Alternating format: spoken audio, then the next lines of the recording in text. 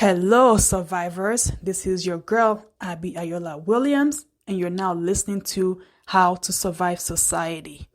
How to Survive Society is a weekly podcast that features survivors. These are people that have been through the ringers in life.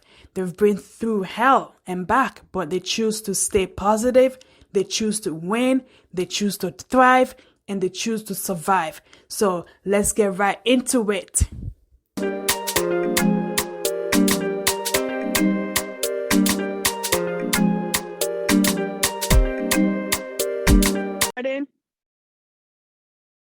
Hello, survivors. This is your girl, Abby Ayola Williams, and I'm here with Mrs. Nelly Maduka. Mrs. Nelly Maduka is actually from California. She's Nigerian, and she has three children, and she's pregnant with a fourth, and she's only 30 years old. That is, let's clap for that. Let's clap for that, because a lot of ladies our age are not even married yet, or they don't even have that much children. So she kind of reminds me of myself at that age, because when I was 32, I was, on I was onto my fourth child. So we're just going to talk. We're going to learn about her background, where she's from, how she does it with, so many children.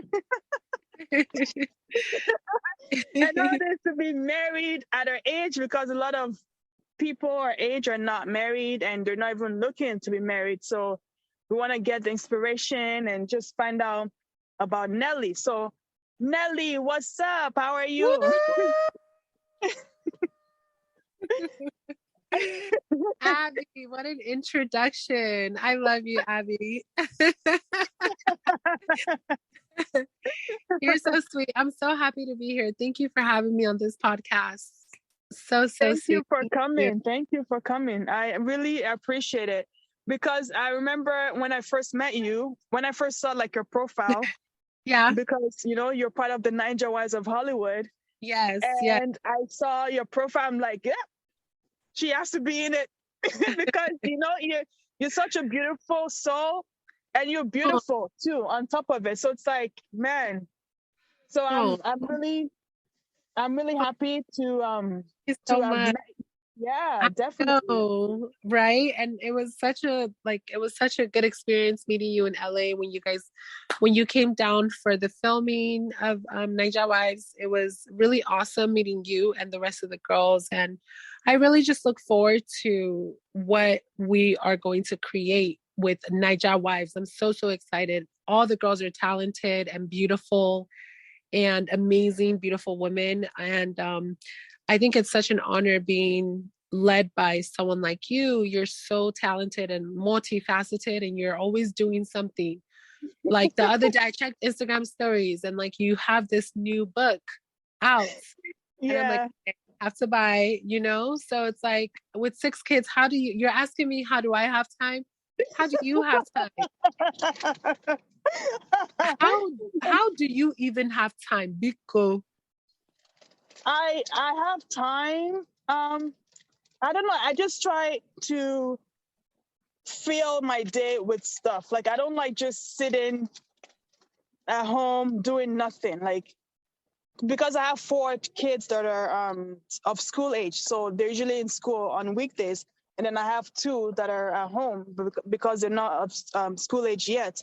So when they're sleeping or they're just relaxing, I start to do work. Like, it's either I'm making a journal, or I'm writing, or I'm working on my magazine, or on the podcast or something. Like, I have to do something. That's just the way I'm wired. Like, I'm not someone that'll just sit around and do nothing. Like, I feel like useless if I'm just sitting there watching TV, or I don't know. I just yeah. No, I can relate so much on so many levels, because I think for me too, that's kind of how I guess I do get things done, is because like you said, I don't know how to just sit and chill. This is so embarrassing. I don't even watch, I don't have time to watch TV. And Not even, I mean, I guess I can make time to watch TV, but I guess the interest really to even watch TV is not there because I'd rather be creating, or I'd rather be, Yes. Yes. I'd rather be producing that type of Mhm. thing. So Mhm. it was so awkward when I had to actually start watching some shows when I realized that I was going to be on Night Job Wives. I'm like, okay, I need to like at least watch some sort of reality TV show so I can kind of see Mhm. like what to expect, like, Mhm. Yes. So just to show you, I don't know how to just sit still and watch TV. Either I will be like I work on my business, shop DB Lux hair, or I'm like Mhm. doing something, planning for the family, planning for the kids, just doing something. And I guess Exactly. that's kind of what, you know, that's how I get things done because I'm always doing something. Exactly. I feel you on that one. I feel you on that one. So did you grow up in America? Were you born in Nigeria? Like what's your story there? Right. Okay, so I was born in Enugu State, Nigeria. It's in East Nigeria, and I lived there for about 5 years with my family, my parents, my two brothers, and my two sisters. And we then relocated to Lagos, and I spent from like 5 years to 9 years in Lagos, and then um the year that I turned nine, me and my family moved to the US, Mhm. and we moved straight to Los Angeles, and we've actually been in LA ever since. We never relocated to another state. So LA Wow. has that effect. Yeah, we've been here Yeah. since 1999. And Wow. yeah, it's been quite a journey being here. It's been a lot of ups and a lot of downs, but I do have memories from being in Nigeria, really, really good ones, and of course, not so good ones as well. Mhm. Um, and then when we moved to the US, we had another. My parents had their last born, our baby sister. She's 10 years younger than me, and Mhm. she was like the angel that we never knew that we needed. It was just amazing having her here and like just having like a different dynamic of having a younger sibling in America as opposed to like Nigeria Mhm. and everything that comes with all that. So yeah, I've been here ever since, and I got married at the age of 24, and Wow. I'm 30 now. Actually, my birthday is in 2 weeks, June 3rd. I'm a Gemini. I'll be 31 in 2 weeks. Happy birthday. Early birthday. I know. Thank you so much, Abby. Yeah. So like the last yeah, pretty much the last 22 years of my life have been here in the States. And funny enough, I got married to an Igbo man also. He was born in Anambra State though. But Mhm. we are both from Anambra State. And he was actually living in London, UK when we met. And then Mhm. he claims that I forced him to move to the US, but I have no parts to do with that because I just feel like that's just what love makes you do. And I guess I was not that crazy enough for him to move Yeah. to the cold UK. So he's here now with me, and we're raising our own little ones here in still in LA. And yeah, we'll probably end up just being here until whatever other plans God Yeah. has for us. LA does have that effect because even me, when I came to LA, I'm like, I'm moving here. I don't care. I've found Girl, my place. I'm surprised you went back to Canada. Like when you tell me, oh, I'm leaving, I'm thinking like, okay, I'm gonna give this girl like 3 more days for her to be like, oh, we canceled the trip back. I But had no I choice. mean, I had to come I back know because the kids, yeah, exactly. your My older my ones, children, yeah. Yeah, exactly. So no, I that's why. get it. but I'm sure you and Wayne are drafting an escape plan to Los Angeles for the next Yes, time you all come. we are because it's like where else in the world would you want to be? Like California is like Mhm. where everything is happening, where True, everything happens, you know? So it's like where else would you want to be? So yeah, I'm like true. California. The first time I came there, it was like a Fast and Furious thing. We came there to go do I forgot the name of The Price is Right, the show. So we Okay. went there to be like in the audience to just have like an experience. But we're only there for like one day. Oh And yeah, then we're you like, you need know more what? than The that. next time we go back, we spend two We're gonna. weeks and look, I'm like, I want to move there.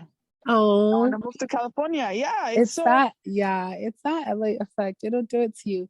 And you came to Southern California. I mean, no hate on NorCal, but SoCal is definitely. It's just different. I have yeah. friends that I met. I have friends, childhood friends from Northern California, and like Hmm. we all grew up in California, but if you bring us in a room together today, you will know the people from SoCal and you know the people from Northern California. Oh What's the difference? Please enlighten me. I don't know. What's the my difference? gosh, a lot, a lot, a lot, a lot, a lot, a lot. Oh my goodness. It's so much. Like, what area are you talking about? I just like people from SoCal, we are more, I would say, enlightened just because, like, Hmm. like Hollywood is here. And once you're at the center of any entertainment anywhere in the Hmm. world, you're always going to be ahead of the game as far as like the newest trends, the newest Hmm. this, the newest Hmm. that. So, and then when it comes to dressing, I won't say too much because those are my friends and I love them. But we're in LA. LA is LA. Anywhere you go, you will know the people from LA. Like you can tell, the energy is different. Our energy is different. We're bubbling. Hmm. We're always high. Eye on life. High on life. Yeah. Like we live big here in Southern California. Though, Hmm. there is a very like casual culture here. Um, Hmm. you know, Yeah. which is quite different from like our Nigerian background where We're our extra. culture we're Mm. extra, we're Yes. very, very extra. So like here it's much more casual, but if you look at it from a different angle, they're extra too in their own ways. Like they're very extra picky about the kinds of foods that we eat, picky Mm. about you know picky about what we take in, very you know extra in that way, as in like we love quality, and we want the best out of life. So in that Hmm. sense, like Southern California will make you very picky, and like you'll become a lot more intentional about your day to day. You'll become a lot more aware about what's going on. So Hmm. in that regards, yes, we're extra. But I mean, Nigerians anywhere though are going to be the most extra. It's just in our blood. Yes. We can't Yes. help it. It's how God created us. It Yes. doesn't matter how long we're here. So it's awesome It's though. it's true. It's true. Like there's a saying that says there are black people and then there are And then there's Nigerians. Nigerians. All facts. All facts. And I will break it down for you. Yep, it's so I true. know. And It's I so will not funny. have it any other way because that's what makes our life so beautiful. I Exactly. meet, I meet, Black American. I mean, speaking of like Blacks and Africans, when I moved to the US, it was very hard for me to get along with African Americans, Hmm. as opposed to even the white people, the Caucasians, the Hispanics. Um, of all the races that I came across with, Asian Americans, of all the ethnic groups that I came across with, it was hardest for me to get along with Africans. And can you would never believe so, right? You would never believe so.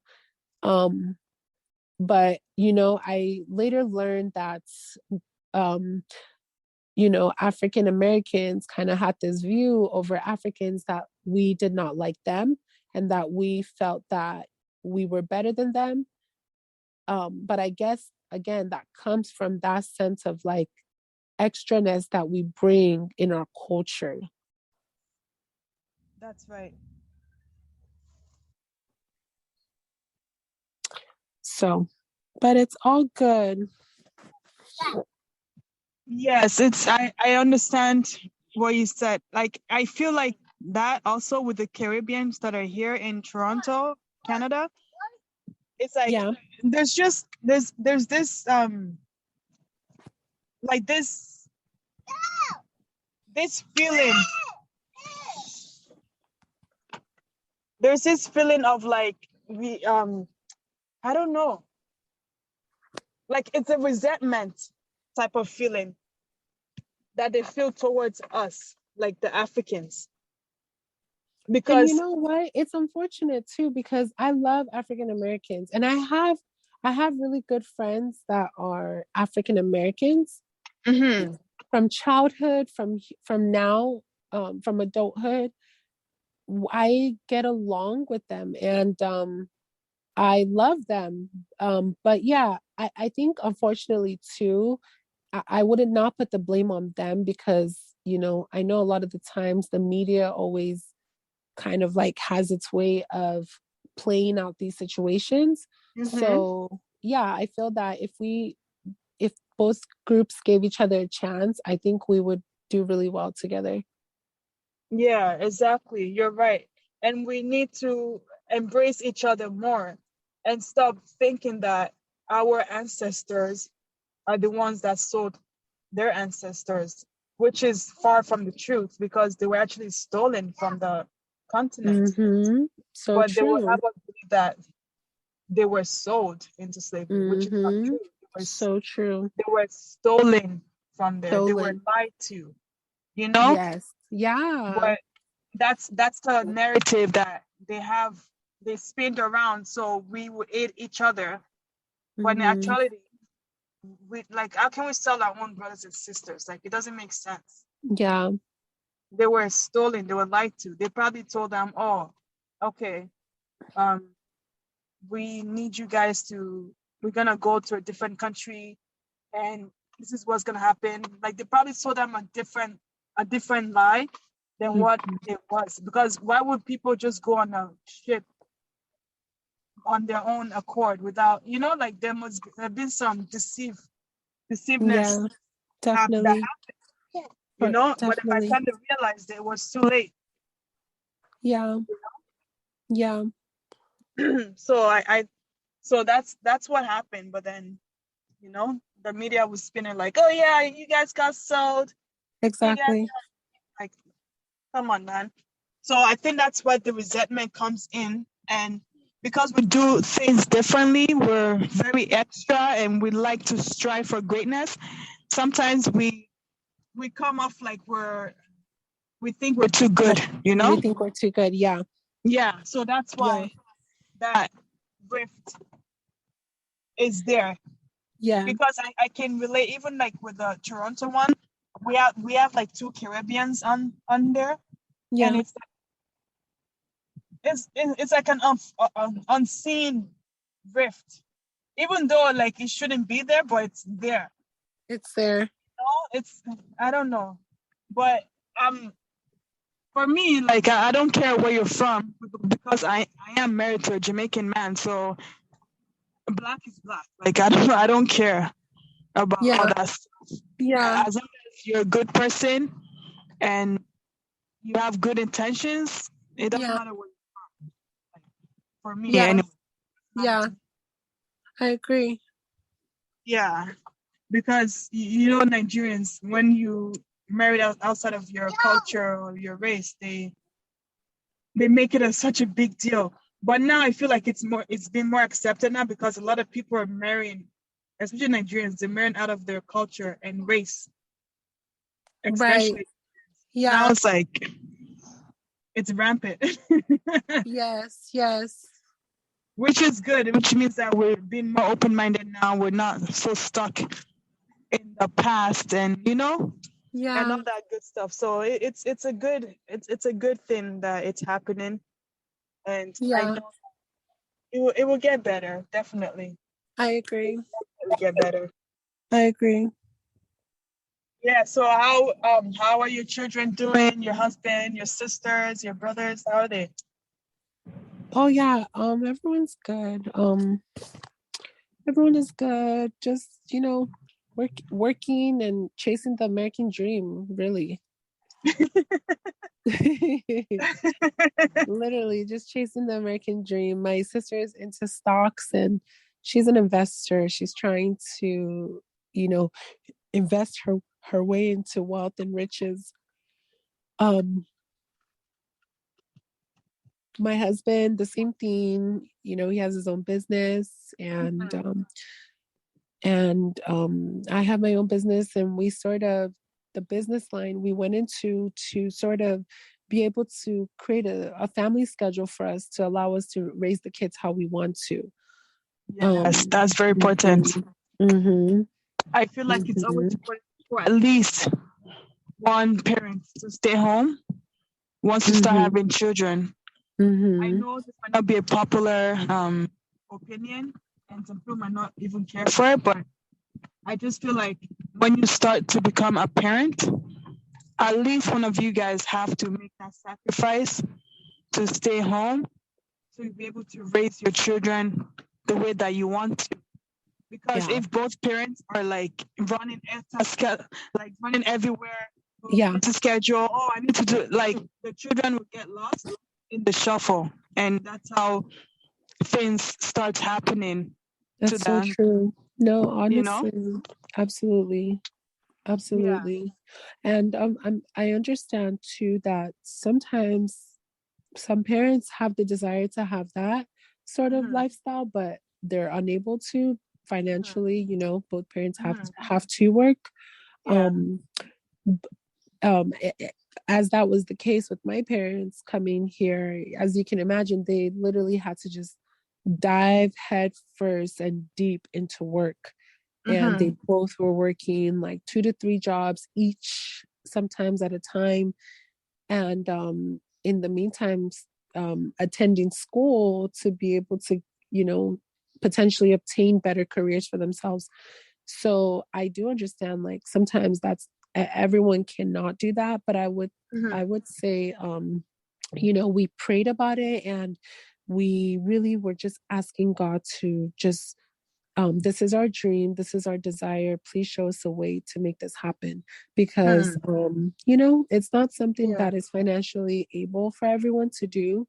Yes. um but again, I'm a big believer, and I know that, for me, if we're looking at something and it's looking impossible, I always just turn to God, like, okay, how can we make this happen? Mm-hmm. How can we make this happen? So it first started off with me kind of like, I stayed home with the kids for about 2 years, Mm-hmm. and I was even taking some classes. Then I decided to sort of change my career entirely, and Mm-hmm. my husband was still working. And then after I had changed my career, then he decided that he wanted to change his and go into business, though he actually has a master's degree in business administration. He has an MBA. So and he was a business owner when I met him. So he did have to sacrifice that for a little bit to work and save up, and all that when he moved here. And then after about like 3 years of living here, then he was able to start his own business on the side. And he was Mm-hmm. kind of like doing that on the side. But I feel that I would definitely urge families, like you said, once, you become a parent, I would definitely urge to look into some sort of way to create an income for your family Mm-hmm. outside of your work, because Yes. even though, I mean, his business is still slow, mine is Mm-hmm. still slow. It's definitely not where we envision our businesses to be, Mm-hmm. but it It's a allows start. us, it's a start, Yes. it's a start, and Yes. it can eventually buy us the freedom to be able to really take care of our families how we desire one day. Exactly. Yeah. Exactly. It's that's a good advice. It is because sometimes as parents you feel like the work is more important, like providing is more important, but they're both important. You have to provide and you have to be there. So you just have to find Support. a Hmm. balance of Exactly. both. So you're not like leaving your children outside for the Yeah. wolves to, to take Yeah. advantage of.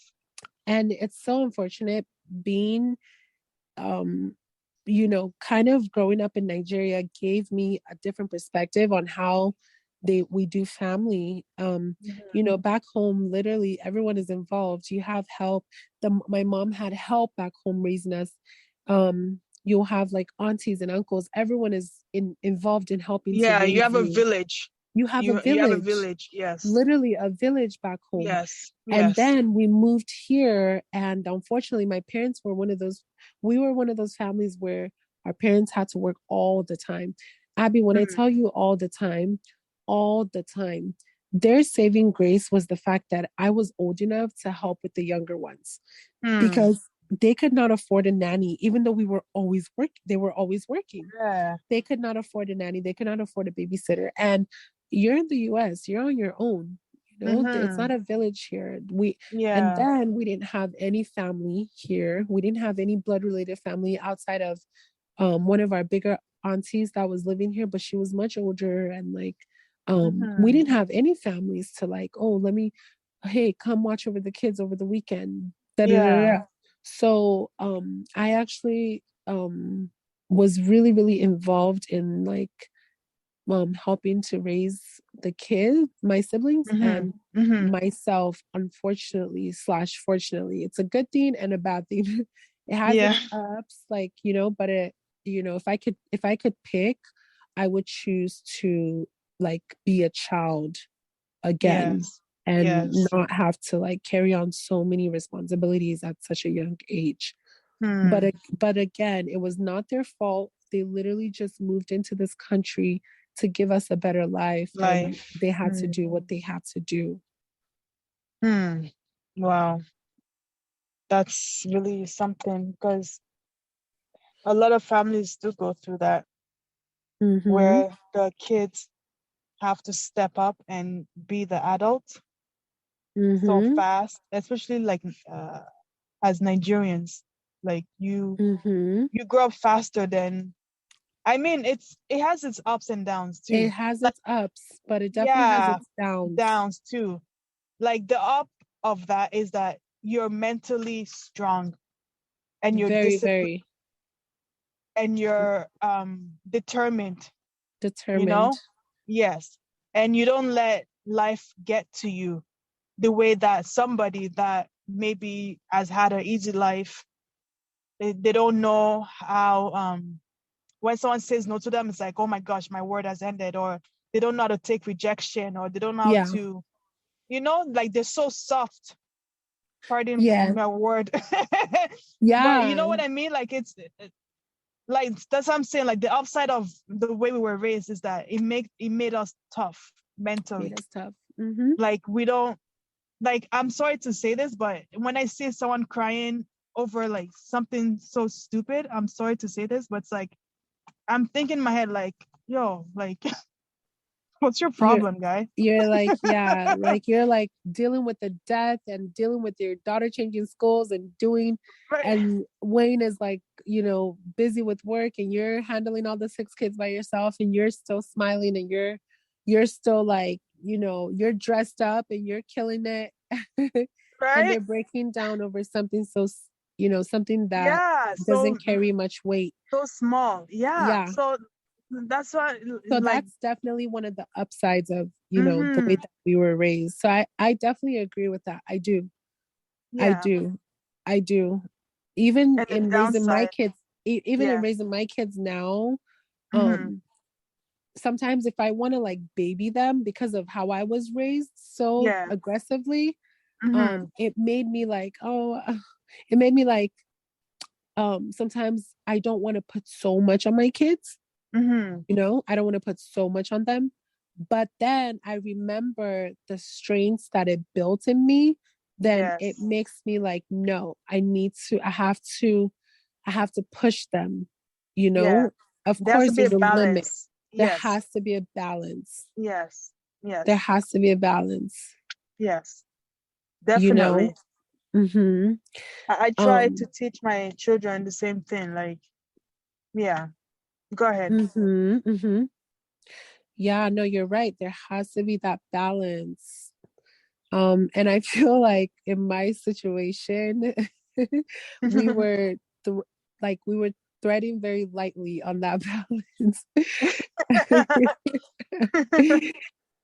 It was definitely more of a struggle than enjoyment growing up for sure. But Yeah.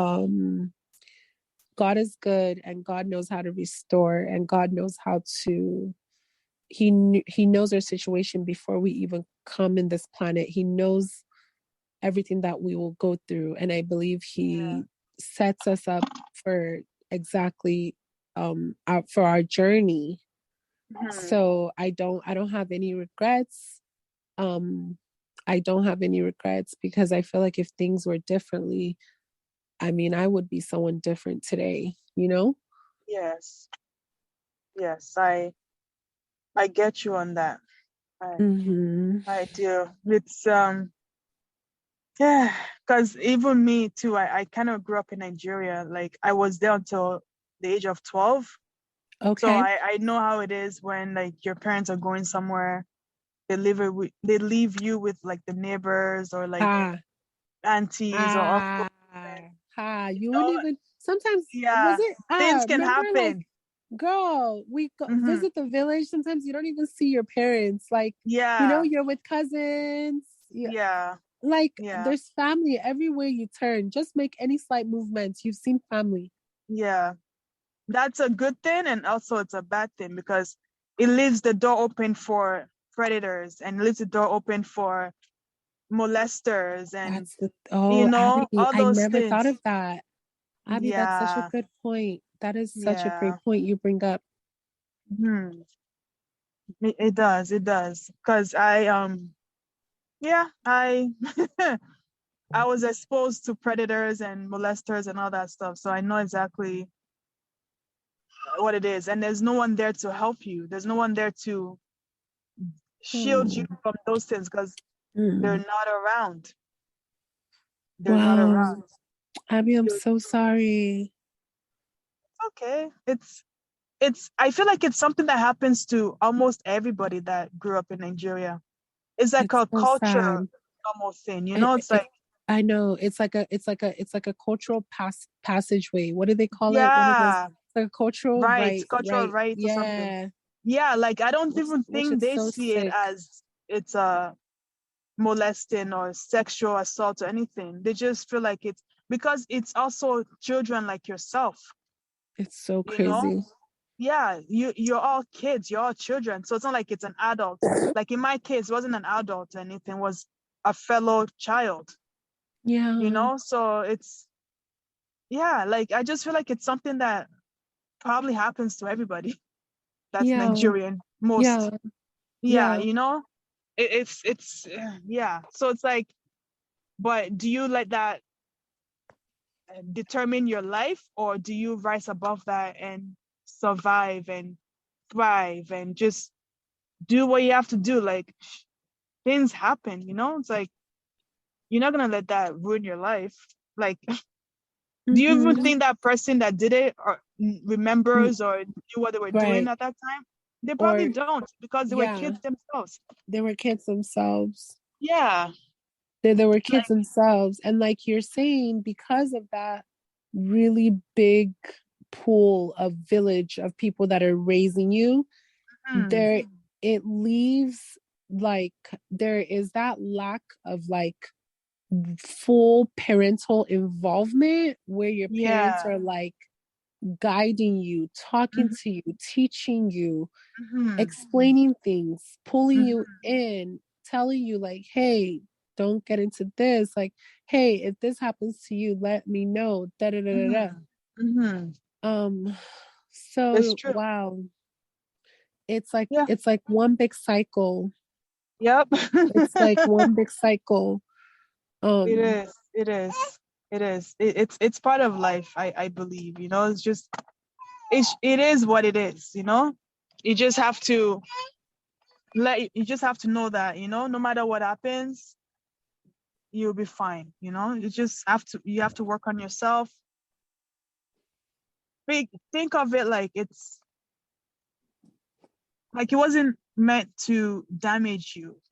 Do you understand what I'm saying? Like it's mm, not meant to damage you. It was just something that happens because that's just what it is. You mm, understand? Like it's mm, yeah. Like that's mm. the way I see it. Like I don't see it like, oh, someone was malicious, like, oh my gosh, I'm gonna ruin this girl's life. I'm gonna, it just that's just the way, I don't know. It's just the way it is. Mm-hmm. Grew up in Nigeria. It's just, I don't know. That's just my take on it. That's But it is what it is. that's true. Yep. So the last question that I have for you is, what would you tell the survivors of this world, people that have survived the worst in life, and they're still trying to survive? Like, what would be your word of encouragement? What would you like to tell them, for the listeners that are listening, that are going through some things or trying to get over something? Wow. What you- That's a big question. Um, I mean, okay, I will. Okay, so I mean, first of all, for those out there that are listening and you know, that are just going through one of the valleys of life, Mhm. I will say that um first of all, you're not alone. You are not alone. Even those happy people that you see post your pictures on Instagram and post happy videos, you don't know they were probably crying a minute ago over Hmm. something that is really hurting them in their life. So that's the first realization, is to realize that life is always going to have valleys, and um, you have to know that it it it has to go down for it to come up. Hmm. So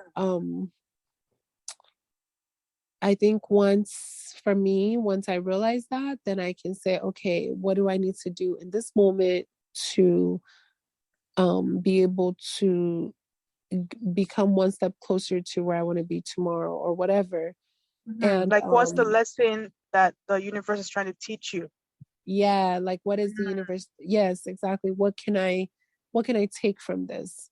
Mhm. And sometimes if I ask myself, like, what do I need to do now or whatever, sometimes that answer may just be really just cry. The answer Mhm. may just be like, okay, just sit in this pain, whatever it is, just sit in it. Just sit in this. Don't try to run away from it. Don't try and mask it and create a post like, I'm so happy, happiness is this, or like create, you know, post a quote or whatever. Don't try Mhm. and like run away from it. Mhm. I'm really, really good about and this has helped me a lot over the years grow mentally and emotionally, is Mhm. accepting whatever, however I feel in that moment. That's really the best advice that I can give. Once I learned the power of acceptance, it Mhm. changed my life.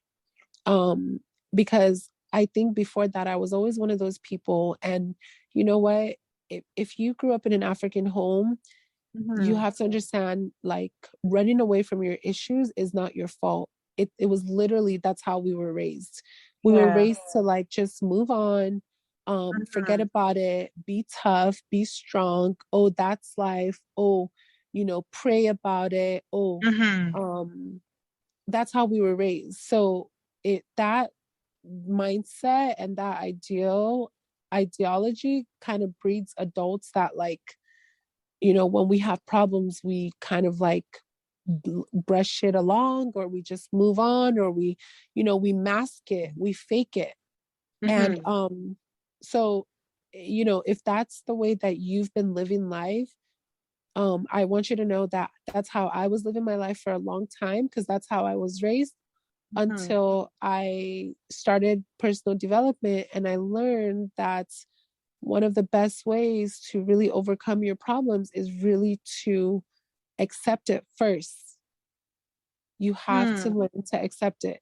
And I had to learn to sit in, let's say, like, I mean, there's different types of pains in this world. If you're dealing with grief, or you're dealing with the loss of a loved one, or you're dealing with the emotions that's coming from the shooting that just happened, that senseless shooting that just happened to those Mm-hmm. poor children and those two teachers in um, Uvalde, Texas on Yeah. Tuesday, Yeah. that is a different, that one is different. Those kind of pain, you have to just give time, and you have to Yes. pray. You have to just give it time, and you have to pray, and you have to talk to people, and you have to cry and get over your feelings.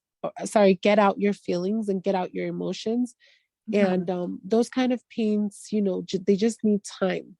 And then there's different types of pains that come from, I call them growing pains. These are pains that are like of the character, where it's like, maybe like, something is happening to you, Mm-hmm. dealing with someone else, or even something, just dealing with yourself.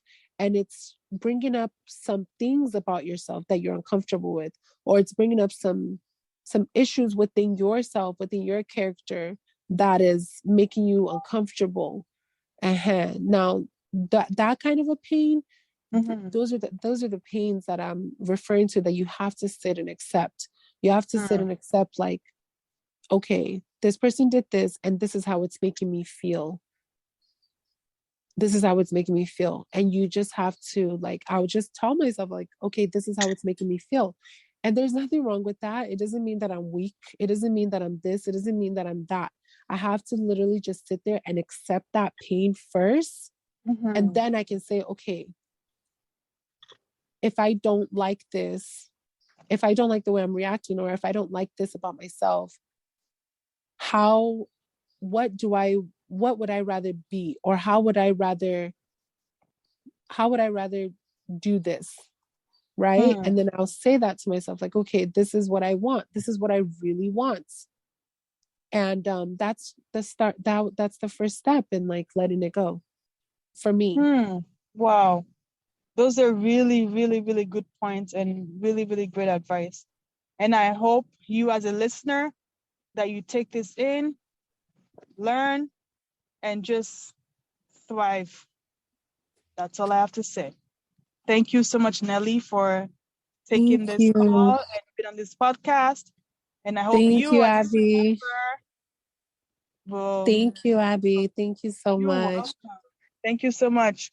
Okay. Can't wait to see you for Niger Wives. Sorry, what did you say? Hello, Abby. Did you stop Yes, I'm here. recording already? Huh? Hello? Yes, I can hear you. Abby. Yes, I'm here. I'm here. Okay, babe. No, I was just saying thank you. So yeah, thank you. No, I really appreciate it.